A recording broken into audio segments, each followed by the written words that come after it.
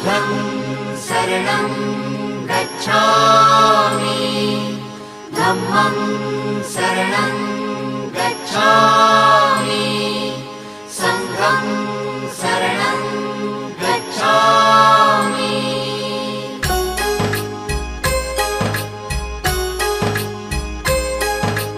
बुद्धं शरणं गच्छामि